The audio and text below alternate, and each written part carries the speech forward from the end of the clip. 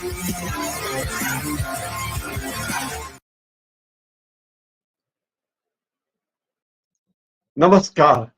मैं हूं प्रकाश हिंदुस्तानी। आज हम बात करने वाले संसद के विशेष सत्र के बारे में। आखिर संसद के इस खास सत्र का क्या महत्व है और क्यों गणेश चतुर्थी के पावन दिन पर यह चुना गया? क्या मोदी जी इस नए संसद भवन का उद्घाटन उनके जन्मदिन के अवसर पर चाहते थे? उद्घाटन क्या कहें कि शुरुआत, कार्यक्रम की शुरुआत हो रही। आज प्रधानमंत्री नरेंद्र मोदी ने पत्रकारों से बात नहीं की, लेकिन उन्होंने पत्रकारों को अपना संदेश जरूर दिया। वर्तमान संसद भवन 96 साल पहले अंग्रेजों ने बनवाया था। लुटियंस उसके प्रमुख आर्किटेक्ट में एक थे। अंग्रेजों की चाहत थी कि यहाँ अनगिनत सालों तक, सदियों तक उनका राज चले, लेकिन यह नहीं हो पाया। भारत का राज हुआ, भारत से हुआ, भारत के लिए हुआ। इसी संसद भवन में, जो पुराना संसद भवन है, जिससे कल शिफ्ट हो जाएंगे नए भवन में, वहां भगत सिंह ने अंग्रेजों के बहरे कानों को सुनाने के लिए धमाके किए थे। 15 अगस्त 1947 की आधी रात को जवाहरलाल नेहरू ने ट्रिस्ट विद डेस्टिनी यानी नियति से साक्षात्कार जैसा ऐतिहासिक भाषण दिया था। संविधान की हर आयतों पर जहां दिन पे दिन बहसें हुई, वो संसद भवन अब शिफ्ट हो रहा है, दूसरे भवन में जा रहा है। यही वो संसद भवन है जहां जवाहरलाल नेहरू ने आजादी की घोषणा की थी। यही संसद भवन है जहां लाल बहादुर शास्त्री ने देश के लोगों से कहा था कि एक वक्त का खाना छोड़ दीजिए, क्योंकि देश में खाद्यान्न का संकट है। यही संसद भवन था जहां इंदिरा गांधी ने पाकिस्तानी सेना के घुटने टेकने की खबर सुनाई थी। यही संसद भवन है, यही बिल्डिंग है जहां अटल बिहारी वाजपेयी ने कहा था कि अगर बेईमानी से सरकार चलानी हो तो मैं ऐसी सत्ता को चिमटे से भी छूना पसंद नहीं करूंगा। है तो वो भी इमारत, और जहां शिफ्ट होंगे वो भी इमारत है, लेकिन जिस इमारत में संसद भवन चलता रहा, वो भारत के लोकतंत्र का सबसे पवित्र मंदिर था। और जहां शिफ्ट होंगे वो भी लोकतंत्र का सबसे पवित्र मंदिर होगा, जो अभी केवल एक इमारत ही कही जा सकती, क्योंकि वहां संसद की गतिविधियां शुरू नहीं हो रही। कामकाज के लिहाज से 19 सितंबर पुराने संसद भवन का आखिरी दिन। आज संसद भवन में प्रधानमंत्री नरेंद्र मोदी ने बड़ा भावुक भाषण दिया। ये ऐसा भाषण था जिसमें उन्होंने किसी को गालियां नहीं दी। हालांकि उन्होंने ये कहा कि लोग रोना धोना करते रहते हैं। ये ऐसा भाषण था जिसमें प्रधानमंत्री नरेंद्र मोदी ने जवाहरलाल नेहरू का नाम लिया और लाल बहादुर शास्त्री का नाम लिया। इसी भाषण में प्रधानमंत्री मोदी ने कई लोगों को याद किया। उन्होंने कहा पार्टियां बनेगी, बिगड़ेंगी, लेकिन लोकतंत्र चलेगा, लोकतंत्र मजबूत है। उन्होंने कहा कि विदाई का ये बहुत भावुक पल है, और कोई भी परिवार पुराना घर छोड़कर जाता है तो बहुत सारी यादें उसमें होती है। फिर उन्होंने बताया कि जब वो संसद में पहली बार आए, सांसद बने, ये नरेंद्र मोदी ही थे जो पहली बार सांसद बने थे और वो सीधे प्रधानमंत्री बने। तो ये बड़ी बड़ी चर्चा रही इस भाषण की। कई लोग कहते हैं कि जो बातें उन्हें कहना चाहिए थी वो बातें नरेंद्र मोदी ने नहीं कही, बल्कि वे बातें कही जो उन्हें नहीं कहना चाहिए थी। उन्होंने कई बातें विरोधाभासी भी कही। इन्हीं सब मुद्दों पर चर्चा करेंगे। मैं हूं प्रकाश हिंदुस्तानी और मेरे इस चैनल का नाम है इंदौर डायलॉग। आज हमारे साथ एक खास मेहमान है, अनब्रेकिंग न्यूज चैनल के प्रमुख, उसके संपादक और प्रस्तुतकर्ता राजेंद्र तिवारी जी। राजेंद्र तिवारी जी का स्वागत है, इस्तकबाल है। राजेंद्र जी, आपका बहुत बहुत स्वागत है। आज संसद के नए भवन में जाने की पूरी पीठिका तैयार हो गई। जी। बहुत भाषण हुए, अच्छे भाषण हुए, यादगार भाषण हुए, भावुक पल थे संसद में। जी। आप आज की इस खास सत्र को कैसे देखते हैं? क्या वाकई ये सत्र वाकई खास था? किन मामलों में इस सत्र को खास कहा जाना चाहिए? अब प्रकाश जी, दो चीजें तो पहले मैं जोड़ूं कि एक तो आपका ये ऑडियो नहीं आ आपका रहा है। ऑडियो अब आ गया जी, अब आ गया। दो चीजें और मैं जोड़ना चाहूंगा कि आपने सब बहुत सारी जानकारी दी। 8 अप्रैल 1929 को यही संसद भवन था जहां भगत सिंह ने बम फोड़ करके लंदन के कानों में धमाका किया था। यस यही संसद भवन था, तब इसे असेंबली कहा जाता था। जी तो एक तो ये, और दूसरी बात जो आपने कही कि नरेंद्र मोदी पहले ऐसे प्रधानमंत्री रहे जो सीधे सांसद बने और प्रधानमंत्री बने।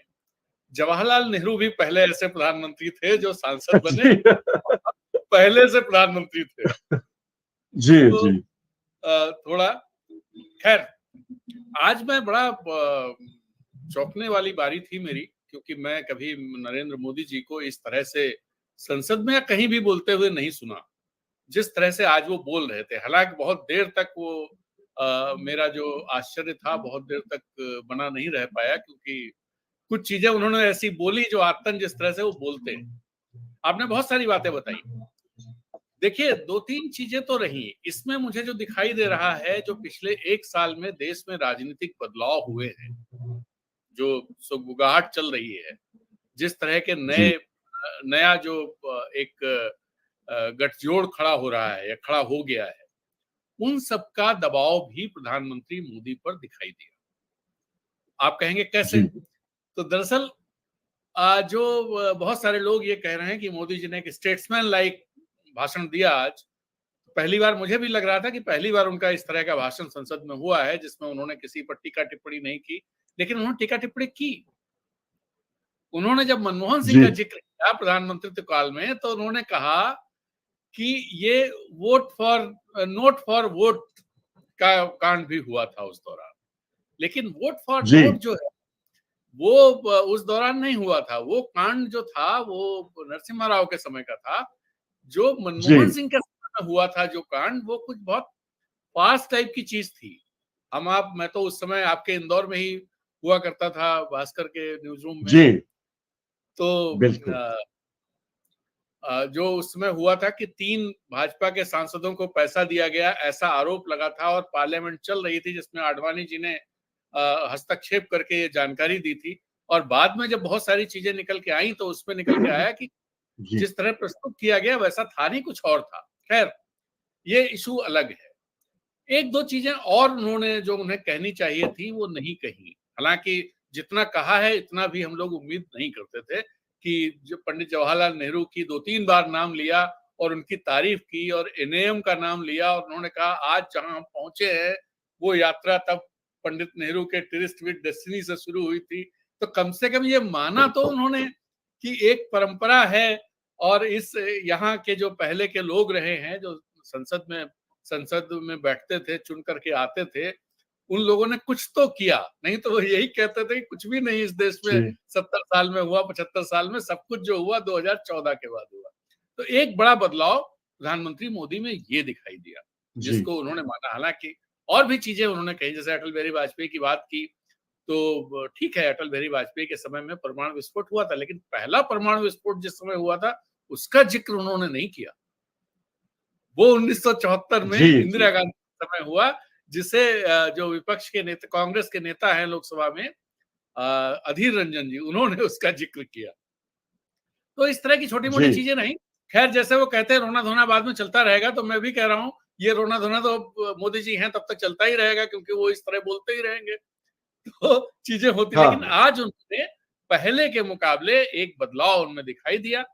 और वो बदलाव हो सकता है कल जो हैदराबाद के पास जो रैली थी उसमें जो भीड़ थी उसका दबाव भी हो सकता है, और तमाम चीजों का दबाव जी हो सकता है। जी। जी तो ये आपको अ, कैसा लगा? आपको भाषण कैसा लगा उनका? मुझे नरेंद्र मोदी का भाषण अच्छा लगा, सिवाय 2-3 बातों के। मुझे लगा उन्हें अ, रोना-धोना जैसी बातें नहीं करनी चाहिए थी, एक। नंबर 2, जब आप डिजिटल इंडिया की बात करते हैं, तो राजीव गांधी का नाम कैसे भूल सकते हैं? राजीव गांधी का नाम लिए बिना आप डिजिटल इंडिया की चर्चा नहीं कर सकते। फिर उन्होंने देश में जो कुछ घट रहा है उस बारे में बड़े भावुक होकर उन्होंने कहा। वे पत्रकारों से बातचीत कर सकते थे, उन्होंने केवल संदेश दिया और बात करते करते एकदम पलट के चले गए। तो ये बात थोड़ी अटपटी लगी मुझे। प्रधानमंत्री चाहते तो ये बातें कह सकते थे, लेकिन मुझे खड़गे जी का भाषण भी अच्छा लगा। उन्होंने बहुत अच्छी बातें कही, जिम्मेदारी से कही। इवन मुझे ओवैसी जी का भाषण भी अच्छा लगा, असदुद्दीन ओवैसी ने। क्योंकि जब कोई व्यक्ति इस देश के कानून के मुताबिक किसी राजनीतिक पार्टी का सदस्य है, जिस पार्टी पे कोई चुनाव आयोग ने रोक नहीं लगाई, तो उस पार्टी के सांसद को, जो पढ़ा लिखा व्यक्ति भी, उसे आप एकदम खारिज नहीं कर सकते। और उन्होंने जो बातें कही, उन्होंने कुछ नकारात्मक बातों की तरफ भी ध्यान दिलाया। उन्होंने कहा कि ये देश हमारा ऐसा है, मतलब वाकई उन्होंने बहुत सोच समझ कर बातें की।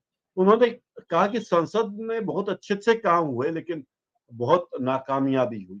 इस देश में जब दिल्ली की सड़कों पर कत्लेआम हुआ था, बाबरी ढांचा गिराया गया था, भागलपुर में रेशम का कारोबार खत्म किया गया,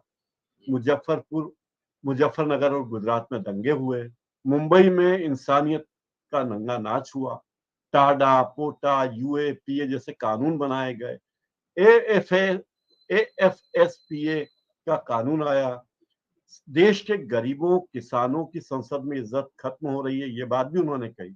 उन्होंने कहा कि सीए का विरोध किया, किसानों का विरोध किया, अनुसूचित जाति के आरक्षण का मसला भी है, जिसपे अभी संसद को काम करना है। उन्होंने ये कहा कि हम सड़क पर इंसाफ करने की इजाजत नहीं दे सकते, लेकिन उन्होंने मुस्लिमों के बारे में भी कहा कि लोकसभा में अब तक 8,992 मेंबर बने हैं। इन लगभग 9,000 में से केवल 520 यानी 5%, लगभग 5% ही मुसलमान सांसद बने, और वर्तमान संसद में केवल 26 सांसद हैं। हम वोट डालने वाले बन गए हैं, वोट लेने वाले नहीं। तो मुझे लगा कि ये बात किसी किसी एक मुस्लिम नेता या अल्पसंख्यक नेता के रूप में, इस देश के नागरिक के रूप में लेना चाहिए।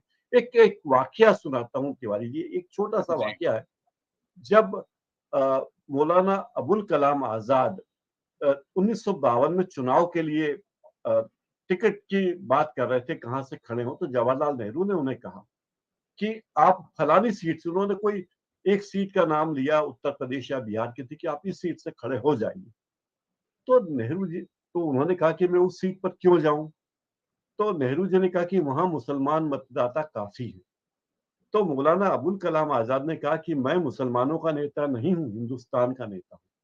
तो मुझे हम्म, लगता है इस देश का बड़ा दुर्भाग्य है कि इस देश ने किसी भी मुस्लिम नेता को अपने नेता के रूप में स्वीकार नहीं किया। आजकल पिछले कुछ वर्षों में कोई ऐसा मुस्लिम नेता इस देश में नहीं है, संसद में नहीं है, जिसे सारे लोग, सारे धर्मों के लोग अपना नेता माने। हम मानते हैं कि पंजाब का मुख्यमंत्री तो उसे सिख होना जरूरी है, जबकि पंजाब में पूरी आबादी सिखों की नहीं है। हम सोचते हैं महाराष्ट्र में कोई मुख्यमंत्री हो तो उसको मराठा होना जरूरी है, जबकि सारे मराठा नहीं रहते। तो ये सारी बातें मुझे महत्वपूर्ण लगी। आपको क्या चीजें चुभने वाली लगी और कौन सी चीजें बहुत अच्छी लगी तिवारी? नहीं, एक तो ओवैसी के बारे में मैं भी कहना चाहूंगा। ओवैसी दरअसल हमेशा ही मैंने उनकी बहुत तकरीरें सामने से भी सुनी हैं और टेलीविजन पर भी सुनी हैं, और यूट्यूब पर एक बार मैंने उनका अपने चैनल पे इंटरव्यू किया था। जी हमें लगता है 2 साल पहले, 3 साल पहले की बात है, जब हाँ बिहार चुनाव थे। 4 साल पहले की बात है, 2020 में। जी 3 साल पहले की बात। तो उनका इंटरव्यू किया था। मैंने उनसे पूछा था कि भाई आपको भाजपा की बी टीम कहा जाता है तो क्या हाँ मामला है? तो खैर हाँ उनके अपने तर्क हैं, लेकिन मैं जो बात कहना चाहता हूं, असदुद्दीन ओवैसी दरअसल पूरी, कभी आप उनको लूज टॉक करते हुए नहीं सुनेंगे, कभी उनको कम्युनल बातें करते हुए उनको नहीं सुनेंगे, आप नहीं पा सकते। वो बिल्कुल पूरी तरह से बिल्कुल संविधान सम्मत बात करते हैं और संविधान को पूरा सम्मान देते हैं। वो एक जी उनकी खासियत है। और कहीं भी ऐसा नहीं है कि हैदराबाद में बोलेंगे तो कुछ अलग बोलेंगे। हैदराबाद में भी वैसे ही बोलते हाँ हैं और विदेश की धरती पर भी वैसे ही बोलते हैं। ये बात जी दीगर है कि उनके पार्टी के कुछ लोग जरूर, उनके छोटे भाई ही कई बार उनकी जुबान गड़बड़ा जाती है और वो कम्युनल टोन आ जाती है, उसमें कम्युनल बातें कर देते हैं, या उनकी पार्टी के एक दो लोग और हैं जो इस तरह की बातें करते हैं। लेकिन असदुद्दीन ओवैसी हमेशा बहुत लॉजिकल, संविधान सम्मत बात करते हैं। खैर, मैं तो अधीर रंजन का जो भाषण था, कांग्रेस के जी जो नेता, जी पहली बात तो ये कि प्रधानमंत्री का उठकर जाना अपने भाषण के हाँ बाद, ये मुझे बहुत खराब लगा। मुझे व्यक्तिगत तौर पर, भारत के नागरिक के तौर पर हाँ खराब लगा कि मेरा हाँ प्रधानमंत्री विशेष सत्र बुला रहा है और उसमें आज जो है जो बहस के विषय है वो भी उसने इंट्रोड्यूस किया है और बहुत अच्छा भाषण दिया, और उसके बाद वो दूसरों हाँ के भाषण सुनने के लिए वहां उपलब्ध नहीं। और बिल्कुल ये बात अधीर रंजन ने शायद अपने भाषण में कही, या हो सकता है खड़गे जी ने उधर कही हो राज्यसभा में, मैं थोड़ा कंफ्यूज हो रहा हूँ, कि उन्होंने हम्म कहा कि भाई पंडित नेहरू जो है वो पार्लियामेंट में बैठकर एक एक सांसद जो बोलता था उसकी बातें सुनते थे और विपक्ष को पूरी अहमियत देते थे। तो ये बात तो सही है। तो ये चीज मुझे खराब लगी। दूसरी बात ये कि प्रधानमंत्री को जो उन्होंने मून मिशन और G20 इस तरह की जो बहुत ही उत्साहवर्धक बातें कही, उसके साथ ये भी बताना चाहिए था कि देश के सामने चुनौतियां क्या है। जब आप जी इस इतने उस पर कि 75 साल, हालांकि 75 साल से ज्यादा हो गए, चाहे आप संविधान को ले लें कि संविधान जब लागू जी हुआ तो 75 साल हुए नहीं, और आजादी को ले तो 75 साल से ज्यादा हो गए। तो ये जो भी था, लेकिन 75 साल पे आज उन्होंने चर्चा की। तो एक तो ये बात। दूसरी बात, चुनौतियों को लेकर के बात करनी चाहिए थी। मेरे दिमाग में था, हो सकता है वो बताएं कि कब 80 करोड़ लोग जिनको राशन दिया जा रहा है फ्री का, वो कब अपना राशन खरीदने लायक होंगे, सरकार कब ऐसा कुछ करेगी, क्या ऐसा कोई योजना है कि वो अपना राशन खरीदने लायक हो सके। तो वो चुनौतियां मेरे दिमाग में थी कि उन चुनौतियों पर शायद वो बात करें कि कोई रोड मैप हाँ ऐसा होगा सरकार जो सामने रखेगी और बताएंगे कि भाई अब बहुत दिन तक नहीं देना पड़ेगा और लोग अपने पैरों पे खड़े हो जाएंगे, अपनी रोजी रोटी कमा सकेंगे। तो वो चीज उन्होंने नहीं कही। और भी बेरोजगारी का इशू है, हम्म, महंगाई का इशू है, चाइना से जो आपका, भाई आप देश के सामने तो खुल करके बात करिए।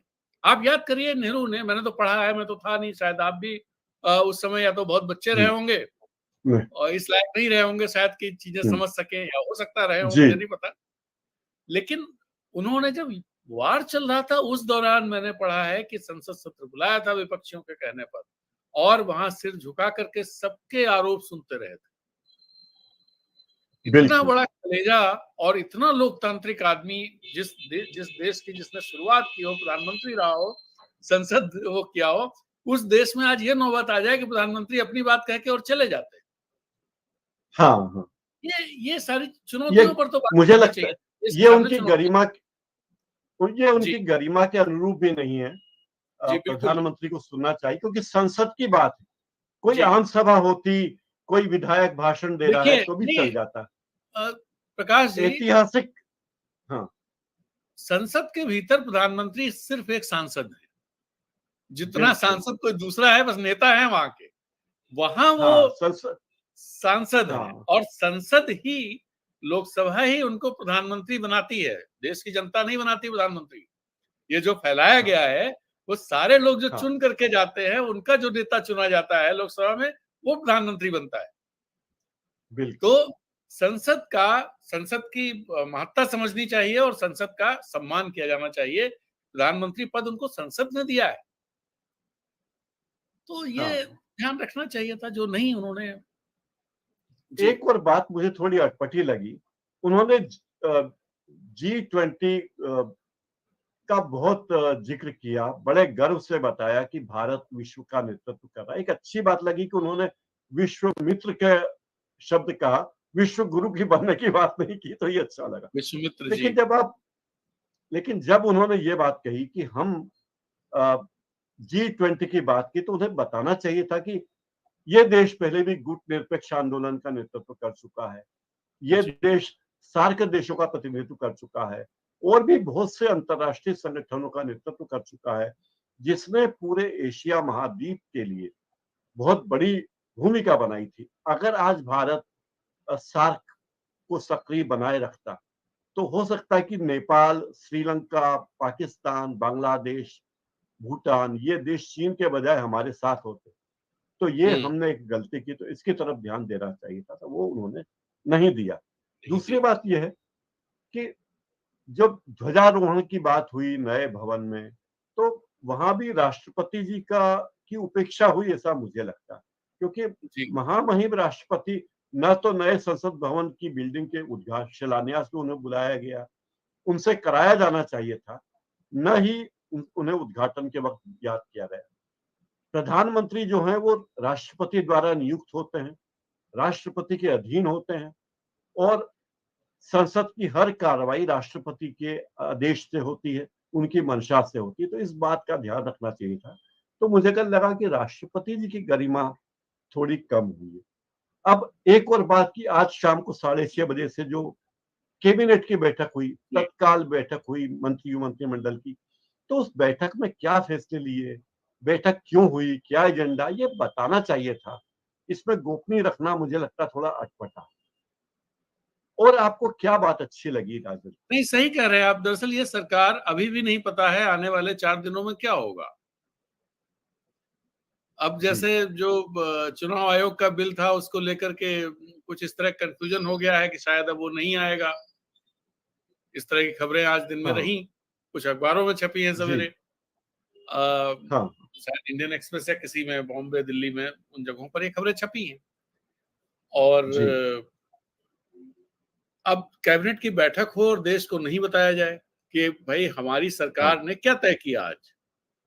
क्या इस बिल्कुल, संसद सत्र के बारे में कुछ तय किया कि कल का बिजनेस क्या होगा, क्या कोई स्पेशल चीज लाने वाले हैं, बताना चाहिए उनको। बिल्कुल, या कुछ और अगर तय किया है तो वो भी बताना चाहिए। ये बातें दरअसल अब हुआ क्या है, पत्रकारों की तारीफ तो आज वो कर रहे थे कि बहुत सारे पत्रकार यहाँ लोकसभा में मतलब संसद संसद को कवर करते रहे, पूरे जीवन भर कवर किया और उनको याद किया उन्होंने। लेकिन आपके समय में क्या हो रहा है? तो शाम को ही दिख गया कि आपने जो मीटिंग की उसकी जानकारी तक नहीं है। नहीं तो पहले ऐसा कभी होता था क्या कि कैबिनेट की बैठक हो, कैबिनेट की बैठक के बाद ब्रीफिंग होती है। तो ब्रीफिंग नहीं हुई आज, तो किसी को नहीं पता, जी, कयासबाजी करिए आप। तो ये हाँ, चीजें दरअसल कहीं न कहीं संदेह फिर पैदा करती हैं कि मौजूदा सरकार या मौजूदा नेतृत्व का लोकतंत्र में उतना विश्वास नहीं है जितना भारत की सरकार का, भारत के प्रधानमंत्री का होना चाहिए या होता आया है अभी तक।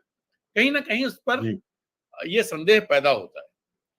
तो और ये संदेह अच्छी बात नहीं है। आपको बताएं, दुनिया में जो डंका की बात होती है, आप देखिए, सुनक जब यहाँ से लौट के गए G20 से, तो पार्लियामेंट में उनसे सवाल पूछे गए और यहाँ की स्थिति को लेकर के भी सवाल पूछे गए कि उन्होंने प्रधानमंत्री को क्या बताया, क्या बात की प्रधानमंत्री से, मतलब मोदी से क्या बात की।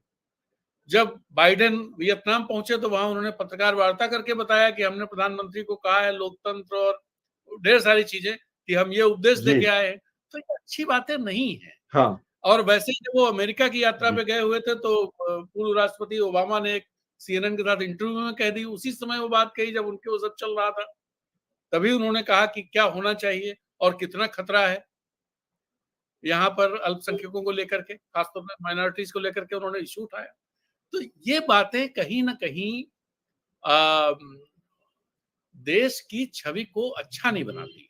अब ये बात अलग है कि हम एक बड़ी बाजार है और जियो स्ट्रेटेजिक जो स्थितियां हैं उनमें हम बड़े स्ट्रेटेजिक जगह पर बैठे हुए हैं, उसका फायदा उठा रहे हैं इस समय। लेकिन ये कितने दिन तक चलेगा? और इससे इससे हो सकता है कि पाकिस्तान खूब फायदा उठाता रहा अपनी जियो स्ट्रेटेजिक जो है सिचुएशन का, कि वो कहाँ सिचुएटेड है, बिल तो उसका बहुत फायदा हाँ, उसने उठाया। लेकिन आज उसकी स्थिति क्या हुई?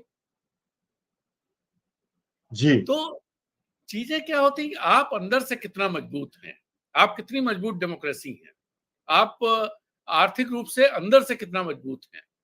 तो बहुत सारी ऐसी चीजें हैं अ, जिनसे मुझे लगता है कि कहीं ना कहीं काम करने की जरूरत है। और प्रधानमंत्री जी, मैं इस बात से कतई इनकार नहीं करता हूं कि भारत का जो दबदबा है दुनिया में, जियो पॉलिटिक्स में, वो बढ़ा है, उसकी ताकत बढ़ी है, आर्थिक ताकत बढ़ी है, सारी चीजें हैं। हाँ, लेकिन ये 1-2 दिन में नहीं बढ़ी। और दूसरी बात ये कि इसका ढंग से इस्तेमाल होना चाहिए। अगर आप ढंग से इस्तेमाल नहीं करेंगे, फायदा उठाने के चक्कर में रहेंगे और निजी तौर पर जैसा पाकिस्तान के हुक्मरान करते रहे, जी जी। फिर बहुत लंबे समय तक चीजें नहीं चलती। ये खतरा है बड़ा। अब जो नया भवन बना है उसमें सेंट्रल हॉल जैसी कोई जगह है नहीं। सेंट्रल हॉल, हम तो अब जब छोटे थे तो अखबारों में कॉलम छपा करता था सेंट्रल हॉल से, तो वहां सेंट्रल हॉल की गतिविधियों को बताया जाता था, इनफॉर्मल तरीके से लिखते थे संवाददाता कि संसद के सेंट्रल हॉल में ये हुआ, ये नेता मिले, उन्होंने क्या बात कही, तो बड़ी दिलचस्प बातें उसमें छपा करती थी। तो अब नए मैं तो संसद देखिए, भवन में मैं तो एक बार जाने का मौका मिला। मैं दिल्ली में जब पत्रकारिता करता था, हालांकि मैं रिपोर्टर नहीं था, लेकिन एक बार मुझे सेंट्रल हॉल में जब पार्लियामेंट चल रही थी जाने का मौका मिला। तो ढेर सारे लोगों से वहां मुलाकात हो जाती थी, सब बड़े खुले बैठते थे, सारी चीजें होती थी, ढेर सारे पत्रकार, ढेर सारे नेता। मैं चूंकि यूपी से आता हूं तो उस समय यूपी के कई लोगों को जानता था, तो उन लोगों से मुलाकात हाँ हो गई। ठीक है, उनके साथ बैठ के गपशप भी हो गई, कुछ खबरें भी पता चल जाती कि क्या अंदर खाते चल रहा है, बातचीत में ही निकल आती हाँ चीज। लेकिन जैसा मैंने पहले कहा ना कि ये सरकार खुलेपन में भरोसा नहीं करती है। इसके ढेर सारे उदाहरण हैं। आप देखिए कि राइट टू इंफॉर्मेशन की क्या स्थिति है आजकल। आप देखिए, बिल्कुल। जो बड़े जोर शोर से जो बिल आया था और लोग एम्पावर्ड महसूस कर रहे थे कि हम सरकार से कोई भी हाँ जानकारी ले सकते हैं, और देना पड़ता था लोगों को, सरकारी डिपार्टमेंट को देना बिल्कुल। पड़ता था। लेकिन आज सरकारी डिपार्टमेंट से गोलमोल कर देते हैं, जवाब ही नहीं देते हैं। तो हम्म, और जो पीएम केयर फंड बना उसे देखिए आप, जनता के हाँ हित के लिए प्रधानमंत्री के नाम पर फंड बना है, जिसे कह दिया गया कि ये निजी फंड है और ये उसके दायरे में नहीं हाँ आएगा। और उसके बारे में हाँ आज तक कुछ भी नहीं बताया गया, कितना पैसा आया, कहां से आया, कहां गया, कहां खर्च हो रहा है, पता नहीं कौन दे रहा है। कुछ चीजें अखबार में जरूर आई उस समय कि टिकटॉक ने जी। पैसा दिया, और इस हाँ तरह की कई चाइनीज कंपनियों ने पैसे दिए थे। टिकटॉक तो बाद में यहाँ से बैन कर दी गई, बिल लेकिन जी। हाँ, बहुत सारी कंपनियों ने पैसे दिए, चाइनीज कंपनियों ने भी दिए। और मेरे मेरे दिमाग में तो सवाल उठता है, जब कांग्रेस में ये आरोप लगाया जाता है कि चाइना के साथ साठगांठ है, तो मुझे लगता है कि भाई, अगर चाइनीज कंपनियां पीएम केयर फंड में पैसा दे रही हैं, दिया है उन्होंने, जिसके बारे में ये कहा जाता है कि ये निजी फंड है, तो निजी प्रधानमंत्री के नाम पर निजी फंड में चाइनीज कंपनियां पैसा दे, ये कोई साठगांठ नहीं है क्या? तो ये सवाल सही मेरे बात। दिमाग में उठता है। पता नहीं, हम ये नहीं कह रहे हैं कि साठगांठ है, लेकिन ये सवाल जी उठता है क्योंकि आप उस पर पर्दा डाल रखा है आपने, आप बताना ही नहीं चाहते क्या है। तो वही चीज सेंट्रल हॉल को खत्म करके हो रहा है कि पत्रकारों को जो एक सबसे मिलने का एक जगह मिलती थी जहां पर वो खुल के मिल सकते थे, एक तो वो जगह चली। दूसरी एक चीज और देखिए प्रकाश जी, राष्ट्रपति जब दोनों सदनों को संबोधित करते थे तो कहाँ करते थे? दोनों सदनों के हाँ संयुक्त लोग कहाँ बैठते थे? हाँ तो अब नए संसद में कैसे, हालांकि अभी उसमें सीटें बहुत हैं लोकसभा में, जो नई लोकसभा बन रही है, कि उसमें जी राज्यसभा के जी। लोग भी आ सकते हैं, लेकिन ये बात नहीं है। हाँ अगर कल वो जो पिछले दिनों खबरें आई कि 33% सदस्य संख्या बढ़ा करके वो महिलाओं के लिए बस। आरक्षित कर दिया जाए, तो ये सारी सीटें भर जाएंगी। तो अगर हाँ राष्ट्रपति को संबोधित करना हो तो क्या फिर से वो पुराने जिसे म्यूजियम बना दिया जाएगा, उस म्यूजियम में जाके संबोधित करेंगे, या ये परंपरा हाँ। खत्म की जाती है? पता नहीं, आप हो सकता दुनिया के आप कितने दुनिया के कई देशों के संसद भवन में गए हैं, है जी। और कई देशों में तो ये हालत है कि पत्रकार अगर चाहें तो संसद भवन के भीतर तक चले जाते हैं, जहां जी। सांसद बैठते हैं उनके पास बैठ के उनसे बातचीत कर लेते हैं, सवाल जी। जवाब कर लेते हैं और फिर आ जाते हैं। लेकिन अब लगता है कि सांसदों से मिलना आसान नहीं है, संसद भवन में घुसना आसान नहीं है, और संसद भवन के भीतर तो केवल रिपोर्टर्स गैलरी या स्पीकर्स गैलरी में ही बैठ सकते हैं, हाँ, सदस्यों के पास तो जाना संभव ही नहीं है। मैं तो कई बार प्रकाश जी दिल्ली में जब था तो बिजनेस जर्नलिज्म में था, अखबार था अमर उजाला का, अमर उजाला कारोबार, उसमें से शुरू से आखिर तक था। तो एक दो बार यशवंत सिन्हा से मिलने के लिए जाने जाने का मौका मिला, हाँ नॉर्थ ब्लॉक साउथ ब्लॉक, वहां तब इतना कहानी नहीं होती थी। जब देवगौड़ा प्राइम मिनिस्टर थे तो एक बार मैं हाँ, इनसे मिलने गया, उस समय ग्रामीण विकास मंत्री थे बिहार से रघुवंश बाबू, तो इतना सब नहीं होता था। जी अब सुना है कि किसी की एंट्री नहीं होती, बहुत सीमित लोगों को, जिनको पास भी हाँ बहुत कम लोगों को दिया गया है। पीआईबी अलाउ नहीं करता है। तब हाँ, हमारे पास पीआईबी एक्रेडिटेशन हाँ, नहीं था, कुछ भी नहीं था। हमारे पास अपना एक हाँ, आइडेंटिटी कार्ड होता था अमर उजाला का, कि भाई ये पत्रकार है, हुँ, उसी के आधार पे हम चले जाते थे। अलाउ हो जाता, ठीक है, ऐसा नहीं हाँ, कि हम गेट पे ये दिखा के चले जाते थे, बट वहां ऊपर इन्फॉर्म करते थे, वो लोग अलाउ कर एंट्री देते थे कि वगैरह आप सब होती। हाँ। हाँ, अब जी, लेकिन वो सब चीजें, यही कहीं ना कहीं चिंता की लकीरें खींचती हैं ये बातें, कि ये पर्दादारी क्यों है। लोकतंत्र में ये चीज तो नहीं होनी चाहिए, लेकिन ये चीजें हो रही हैं। तो ये एक है सवाल। जी। और आप बताइए कि अ, आपको और तिवारी किसके। साहब, कल जी बताइए। जैसे कल का एक दिन जो है, कल संसद के कल तो सुबह तो सांसदों को गिफ्ट वगैरह दी जाएगी, अ, हाँ, फोटो खींचा स्मृति चिन्ह जाएगा। वगैरह दिए जाए, हाँ। फोटो खींचे जाएंगे वगैरह होगा, और फिर दोपहर के बाद नए भवन में शिफ्ट होंगे। माननीय प्रधानमंत्री नरेंद्र मोदी जी संविधान की प्रति लेकर जाएंगे और नई संसद संसद भवन की नई इमारत में प्रवेश करेंगे संविधान की प्रति के साथ। ये बड़ा मतलब फोटो का मूवमेंट होगा, और जो जी। हमारे फोटो प्रेमी, कैमरा प्रेमी हमारे माननीय प्रधानमंत्री जी, ऐतिहासिक क्षण होगा, इसमें दो मत नहीं। लेकिन आपको क्या अनपेक्षित, क्या अ, अ, चमत्कारिक चीजें लगती है कि ये चीजें हो सकती है अगले 4 दिनों में संसद में? अब देखिए, इस सरकार में तो कुछ भी हो सकता है। हो सकता है कि ये जी, इस मौजूदा लोकसभा का ये आखिरी सत्र हो, ये भी हो सकता है कि भाई हाँ, लोकसभा डिसॉल्व कर दी जाए और चुनाव में फोटो चला वोटो हो जाए। गए सब। ये जी, हो जी, सकता है, हाँ, सब कुछ हो गया। तो अब नई संसद में नई लोकसभा आए, तो ये भी हो सकता है। हालांकि अब ये लोग तो वहां बैठक करेंगे ही, क्योंकि कुछ बिल गवर्नमेंट बिजनेस है जो होना है। तो ये नहीं कह हाँ, सकते नई संसद नई लोकसभा के साथ शुरू होगी, क्योंकि अब पुरानी लोकसभा के साथ ही शुरू हो रही है। लेकिन ये जी, भी हो सकता है। और बाकी देखिए, कुछ मोदी जी क्या करेंगे क्या नहीं करेंगे, सब कुछ तो छिपा के रखते हैं। मुझे लगता है वो अमित शाह को भी नहीं पता होगा कि मोदी जी क्या करना चाहते हैं, जो उनके सबसे जी, करीबी आदमी है। उनको भी जब मोदी जी चाहते होंगे तभी बताते होंगे। तो इसलिए कुछ, हाँ, हाँ।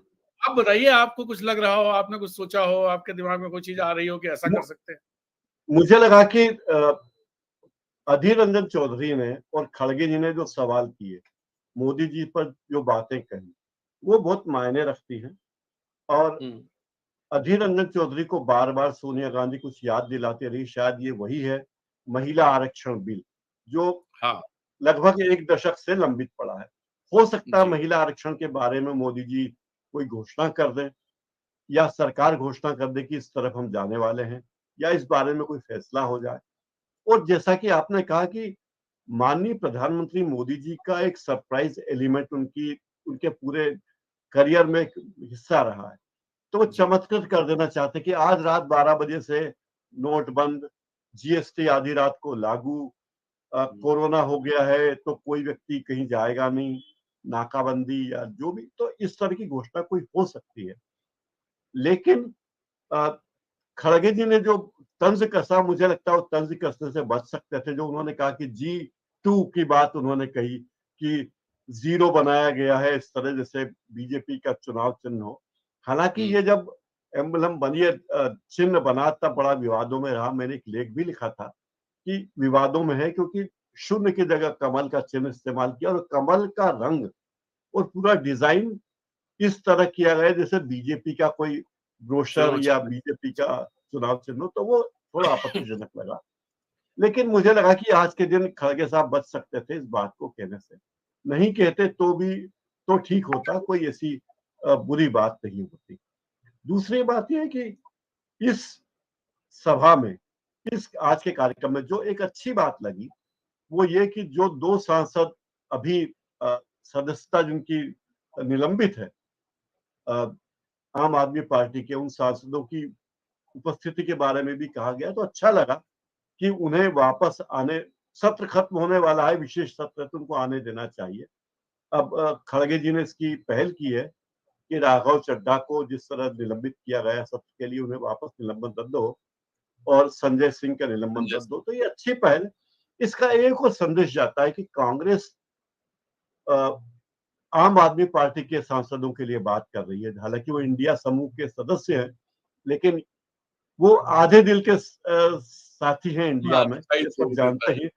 मध्य प्रदेश में आम आदमी पार्टी सभी सीटों पर उम्मीदवार खड़े कर रही, तो वो उस तरह की बात नहीं, लेकिन एक लेकिन उदार उदार हृदय। प्रकाश जी, जी, ये कितना अच्छा होता कि हाँ, सभापति की तरफ से ये बात आती और वो पहले कर देते, तो ये ज्यादा उदार लगता कि बिल्कुल। हाँ, इस सभापति की और ये तरफ से नहीं आई या सदन के नेता की तरफ से आती, पीयूष गोयल कहते, हाँ, तो जी। ये लगता कि और ज्यादा लोग उदार है और एक जो लोकतंत्र का एक खुशबू और ज्यादा फैलती अगर ये बिल्कुल, बात होती कि पीयूष गोयल अध्यक्ष को कहते अधिकार थे, हाँ अध्यक्ष को अधिकार थे कि रद्द कर देते, उन्हें कोई कारण बताने की जरूरत नहीं कि उन्होंने रद्द कर हाँ दिया, ठीक है, दैट्स ऑल। कर सकते थे। तो और पीयूष लेकिन गोयल के उन्होंने प्रस्ताव पर हुआ था, पीयूष पीयूष गोयल ये प्रस्ताव कर सकते थे कि भाई उनका रद्द कर दिया जाए और उनको बुलाया जाए उन लोगों को, रख दे अपनी ओर से। तो एक बड़ा दिल सरकार दिखाती।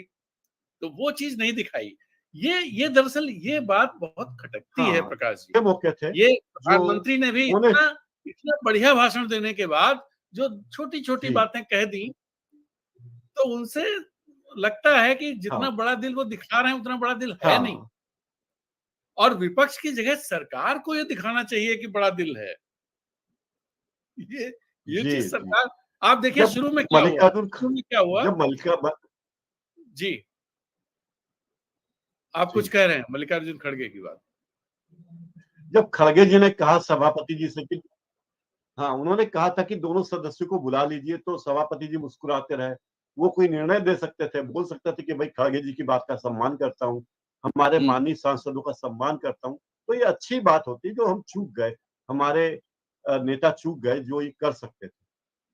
जी, दरअसल जो सभापति जी हैं, मतलब माफ कीजिएगा, हमारे उपराष्ट्रपति हैं, संवैधानिक पद पर बैठे हुए हैं, लेकिन इन संवैधानिक पदों का जो ऊंचाई होती है, उसको जितना ज्यादा तिरस्कृत किया गया है इस दौरान, उतना कभी नहीं मैंने जी, देखा है। फखरुद्दीन अली अहमद का सुनता हूँ कि भाई, और वो कार्टून भी देखा है जब वो बाथटब में लेटे हुए इमरजेंसी के जी, फरमान पे हस्ताक्षर कर रहे हैं। हाँ, उसके अलावा कभी जी, ऐसा नहीं देखा हमने कि सभापति जो है वो हर चीज में नेता सदन की तरफ मुंह देखता हो और कहे ये कि मैं बहुत आज वो कह रहे थे कि मैं बहुत पावरफुल हूँ, तो खड़गे जी ने कहा हाँ। कि आप हम आपसे इसीलिए तो कहते हैं, हर चीज आपसे मांगते हैं, लेकिन आप उधर देखने लगते हैं और उधर से इशारा जब तक नहीं मिलता तब तक आप कुछ करते नहीं है। तो जी, जी, और दूसरी बात ये कि सदन में मुझे व्यक्तिगत तौर पर, मुझे नहीं पता कि बाकी लोग किस तरह सोचते हैं, चेयर को प्रधानमंत्री का पक्ष नहीं लेना चाहिए। ये बात बहुत प्रधानमंत्री हमेशा की से खटकी है तारीफ हमारी। सदन करे वो समझ में आता, प्रस्ताव आए तो समझ में आता है, लेकिन हाँ, चेयर अपनी तरफ से कहे कि प्रधानमंत्री ने दुनिया में नाम, या तो कोई प्रस्ताव रख रहा हो चेयर कि भाई ये हाँ, सदन की तरफ से प्रस्ताव रखा जा रहा है, तब तो अलग बात है, लेकिन चेयर हाँ। कहे कि मोदी जी ने बड़ा काम किया है, तो ये कहीं से नैतिक नहीं लगता है मुझे। गरिमा बाकी क्या है, तो हाँ, चेयर एक पावरफुल गरिमा कुछ, गरिमा के अनुकूल नहीं लगता ये। हाँ वो नहीं लगता है। और फिर खैर आ नैतिकता से तो लेना देना है नहीं, यहाँ तो टेक्निकल चीजें देखी जाती हैं कि भाई हाँ, संविधान में जो अलिखित चीजें हैं उनका कोई सम्मान नहीं है। आप लगातार देखिए, जी, हाँ टेक्निकल जी, ये कोई ये ना कह सके कि ये संविधान सम्मत नहीं हुआ है, इसकी कोशिश की जाती है। सब चीज संविधान सम्मत है, नैतिक हो चाहे ना हो, तो नैतिकता की जी। जगह नहीं है। जी। अधीर रंजन ने एक बड़ी दिलचस्प बात की उन्होंने कि इस खास सत्र को इतने बिल पास करने की मंशा सरकार ने क्यों की, तो उन्होंने खिचड़ी बना दिया, इस सत्र को ही खिचड़ी बना दिया। तो बड़ी हल्की-फुल्की बात ने कही, लेकिन सभापति ने जो बात कही या चेयर ने जिस तरह अपनी अपनी बातें की, जिस तरह प्रधानमंत्री का गुणगान किया, तो ये बड़ी जी। अखरने वाली बात थी हम्म। मेरी राय में। कोई आखिरी बात आप कहना चाहें तिवारी साहब, हमारे इस कार्यक्रम का समय खत्म हो रहा है। जी, नहीं, वही कि भाई ये बदलाव मुझे अच्छा लगा प्रधानमंत्री जो आज बोले, और लेकिन मुझे भी ये लग रहा है कि इस सत्र की जरूरत क्या थी। ना तो 75वां स्वतंत्रता दिवस है या 75 साल जी, पूरे हुए हों, ना गणतंत्र दिवस के 75 साल पूरे हुए, ना संविधान को एडॉप्ट करने के 75 साल पूरे हुए।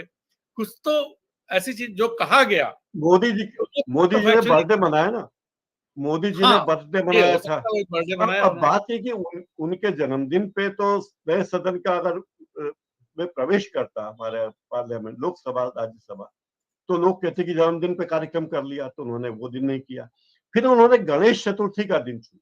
तो जी इसका निहित संदेश ये है, गणेश चतुर्थी का शब्द को चुनने का निहित संदेश ये हो सकता है कि देखिए, जी हम हाँ हमारी परंपराओं को बहुत मानते हैं, सनातन परंपराओं को मानते हैं, सनातन धर्म को मानते हैं, सनातन त्योहार को मानते हैं, तो इसका बहुत महत्व है। वो ये कहना चाहते होंगे। दूसरी बात है कि महाराष्ट्र में कुछ चल रहा है। महाराष्ट्र में गणेश उत्सव मतलब बहुत बड़ा त्योहार, बहुत ही बड़ा त्योहार। तो मराठी लोगों को भी इससे ज्यादा खुशी होगी। वैसे गणेश जी तो सभी के हैं, लेकिन मुझे लगता है कि ये भी एक कारण रहा होगा कि वो चाहते हैं कि जो कुछ भी हो, उनके प्रधानमंत्री रहते हो जाए। सारे उद्घाटन, सारे शिलान्यास, सारे मेट्रो, सारे एयरपोर्ट, हाँ सारे आप सही कह सेंट्रल रहे हैं। विस्तार, सारे भवन, सारी यशोभूमि, सारे कन्वेंशन सेंटर सब हो जाए। हो जाए। ये उनके सांसद मुझे एक रिश्ते चीज रहते और हैं। लगी, ये मुझे एक चीज और लगी जी, कि उन्होंने अपने भाषण के जरिए जो पार्लियामेंट के बाहर खड़े होकर के सुबह पत्रकारों से बात की है, जिससे भी बात की उन्होंने, तो वो जी, और फिर जब पार्लियामेंट में वो लोकसभा में बोले, देखिए जब हुँ, वो कहते हैं शिव शक्ति पॉइंट प्रेरणा का केंद्र है, हुँ, चंद्रयान, उन्होंने चंद्रयान 3 मून मिशन, तिरंगा स्थल, तिरंगा फहरा रहा है ऊपर और शिव जी, शक्ति पॉइंट है। फिर विश्वकर्मा पूजा का जी, जिक्र किया उन्होंने, फिर उन्होंने गणेश चतुर्थी का। तो कहीं ना कहीं वो हिंदुत्व वाला जो इशू है उसको जिंदा वो बताना चाहते हैं कि हम हाँ, उस चीज पर कायम हैं। वो किसी और धर्म का नाम नहीं लेते हैं। ऐसा नहीं कि वो हाँ, आ, हमें नहीं पता मिलादुल नबी आने वाली है किसी दिन, आज कल में परसों में किसी दिन होगी, तो उसका तो नाम जी, नहीं लिया। जबकि इस देश में हुँ, 25-28 करोड़ लोग हैं उस धर्म को मानने वाले, जो छोटी संख्या नहीं होती। हाँ। ये इसी से मुझे छोटी एक बात और संख्या याद भी आ हो, अगर जी 10 लाख लोग या 1 लाख लोग भी हों, 10,000 लोग भी हाँ, हों, लेकिन 100 लोग भी हों, 25-28 करोड़ की संख्या तो बहुत बड़ी हाँ, संख्या हुई। 30 करोड़ के बहुत आसपास बड़ी अगर है, संख्या। बहुत बड़ी संख्या है। जी, बहुत सारे देशों का मतलब जो बड़े देश हैं, चीन, आबादी से भारत और अमेरिका, अमेरिका की आबादी के लगभग बराबर हो गया। 33-34 करोड़ आबादी है अमेरिका की। बिल्कुल, बिल्कुल।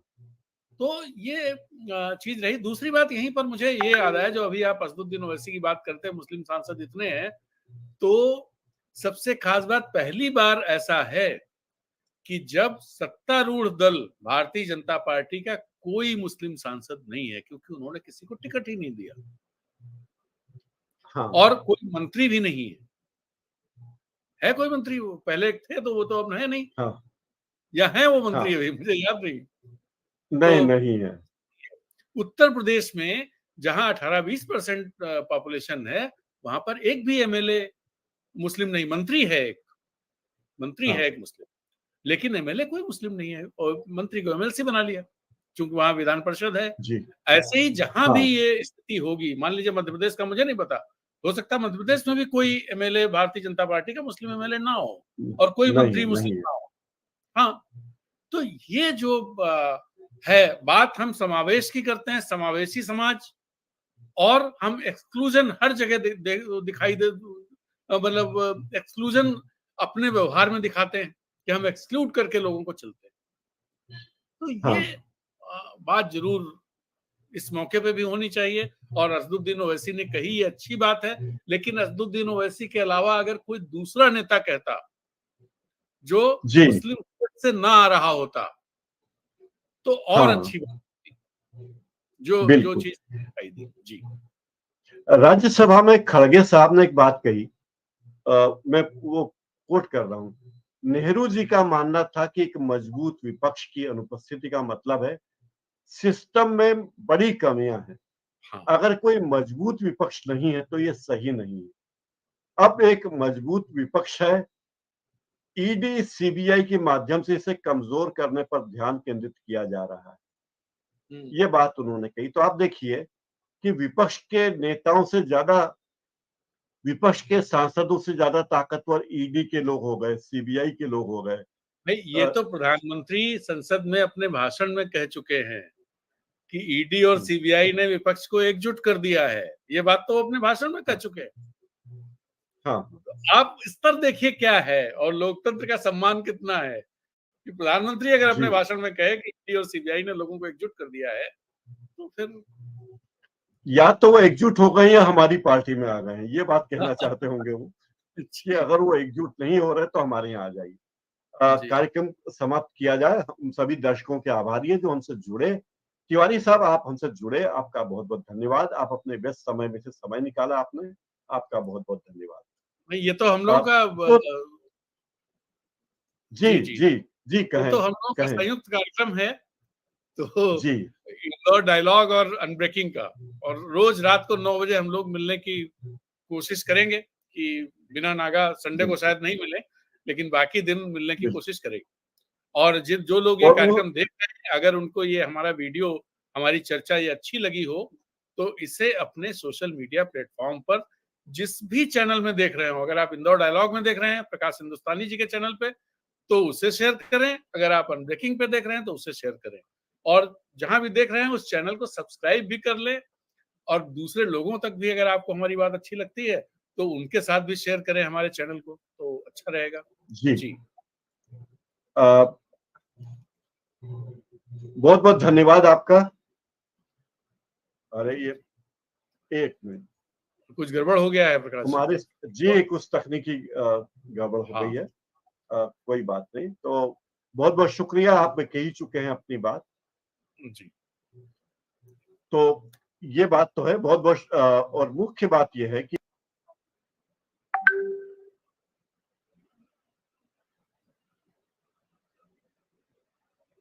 मिले, और हम अपने सब दर्शकों से कहना चाहते हैं, बहुत-बहुत धन्यवाद। जी, जय हिंद। जय हिंद।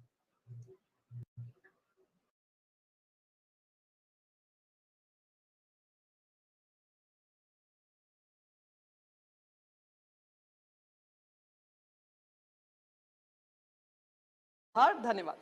डॉक्टर सुधांशु त्रिवेदी।